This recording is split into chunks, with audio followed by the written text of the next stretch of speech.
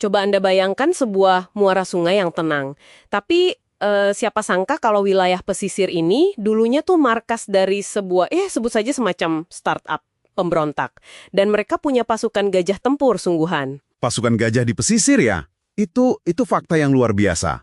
Bener banget. Nah, mari kita urai tumpukan dokumen geohistoris tentang Puger di Jember ini khusus untuk Anda. Di Deep Dive kali ini kita bakal lihat gimana tempat yang awalnya bernama Kunir Besini. Yang artinya simbol kesuburan kunyit ya? Iya, tepat. Gimana tempat itu bisa bertransformasi secara radikal jadi mozaik peradaban maritim modern. Kita langsung mulai aja nih. Di dokumen pertama, ini narik mundur kita lumayan jauh ya. Jauh banget. Kita mundur ke abad ke-14. Wilayah ini tuh dulunya epicentrum dari Kerajaan Sadeng. Jadi, setelah Raja Jayanagara dari Majapahit mangkat di tahun 1331, Sadeng ini nolak buat tunduk. Wah, berani juga ya melawan Majapahit. Sangat berani. Mereka ini punya kekuatan militer yang gede, terus menguasai jalur perdagangan pesisir. Lumbung pangan mereka juga krusial banget buat kawasan itu. Makanya saya sebut Sadeng ini ibarat startup lokal yang sangat agresif. Mereka berani angkat senjata ngelawan monopoli perusahaan raksasa sekelas Majapahit kan? Nah, analogi yang pas. Dan penaklukan startup inilah yang akhirnya bikin Gajah Mada ngucapin Sumpah Palapa yang ikonik banget itu. Oh wow, jadi Puger ini semacam batu loncatan yang melegitimasi visi Persatuan Nusantara ya? Bener banget. Tapi yang menarik di sini adalah fitur geografisnya. Muara Sungai Bedadung itu kan membelah perbukitan terjal dan dataran rendah. Bentang alam ini tuh memberikan fungsi yang benar-benar bertolak belakang berabad-abad kemudian. Maksudnya dulunya benteng militer terus berubah fungsi gitu? Iya. Tempat yang dulunya ideal banget buat benteng pertahanan militer, ternyata juga sangat sempurna untuk isolasi spiritual. Ah, masuk akal. Ini menjelaskan kenapa ratusan tahun kemudian Gunung Watangan di kawasan yang sama malah jadi tempat pelarian raja. Betul sekali.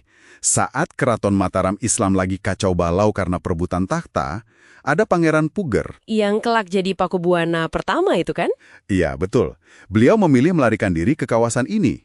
Beliau melakukan tirakat atau semedi di tengah hutan yang ya bisa dibilang terisolasi tapi berenergi kuat ini. Buat nyari wangsit ya? Tepat, semacam petunjuk spiritual rahasia untuk merebut kembali tahtanya. Dan kehadirannya tuh begitu membekas bagi masyarakat lokal, sampai-sampai gelar kebangsawanannya diabadikan jadi nama wilayah itu sendiri. Ya, Puger. Wah, jadi kita punya arena pertempuran gajah yang bertransformasi jadi ruang hening meditasi. Sangat kontras kan? Banget. Tapi geografi yang tersembunyi dan kayak gini jelas nggak akan dibiarkan nganggur selamanya. Begitu masuk abad ke-19 dan 20, Belanda datang dan melihat potensi yang beda banget. Nah, ini era eksploitasi ekonomi besar-besaran. Gunung Sadeng ternyata penuh sama batu kapur berkualitas tinggi. Terus di Nusa Barong, Sarang burung walet kan? Harta karun itu? iya benar. Untuk mengeruk semua kekayaan ini, Belanda nggak main-main. Mereka ngebangun jalur tram kereta api Rambi Puji sampai Puker yang mulai beroperasi tahun 1913. Dan roda besi kolonial inilah yang mungkin tanpa sengaja ya mengubah demografi Puger selamanya. Karena tram ini kan nggak cuma ngangkut batu kapur. Pastinya, proyek raksasa ini memicu migrasi yang masif banget. Pekerja kasar dari Madura, terus tenaga teknis dari Jawa berdatangan. Mereka menetap dan berinteraksi setiap hari di stasiun-stasiun pemberhentian. Dan interaksi harian di jalur logistik inilah yang melahirkan masyarakat pendalungan ya. Benar. Persilangan antara etnis Jawa dan Madura ini nyiptain identitas hibrida yang baru.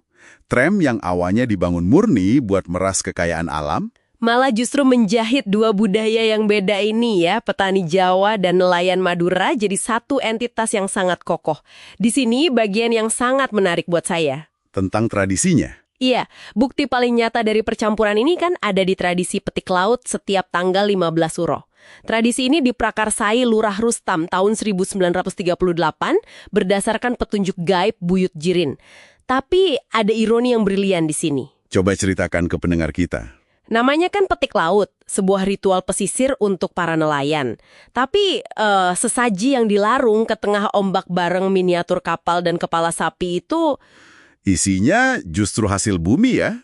Iya, isinya tuh polo pendam kayak singkong dan kacang tanah. Ini kan kompromi luar biasa antara budaya agraris dan maritim. Yang menakjubkan di sini adalah gimana jalur eksploitasi kolonial justru tanpa sengaja mengkristalkan harmoni kebudayaan ini.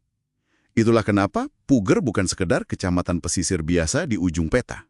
Benar, ini laboratorium sejarah yang hidup.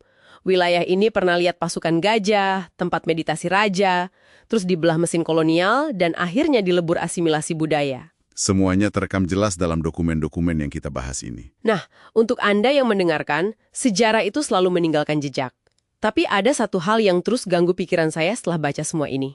Apa itu? Jalur tram raksasa di Puger yang dulu jadi urat nadi ekonomi, akhirnya mati tergilas zaman dan lenyap di tahun 1986.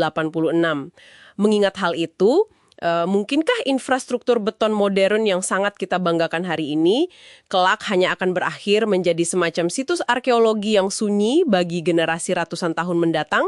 Silahkan Anda renungkan. Terima kasih sudah bergabung di Deep Dive kita kali ini.